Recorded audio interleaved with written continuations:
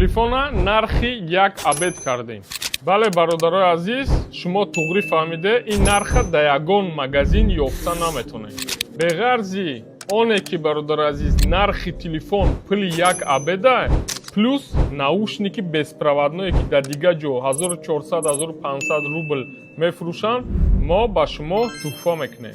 Samsung A16 реально бародари азиз нархи абеда 10900 рубл мегем бародаро барои шумо.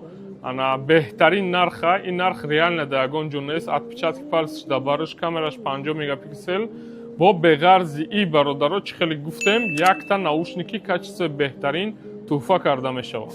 Доставка тамоми шаҳрҳои Россия ба Тоҷикистон ҳам дорем.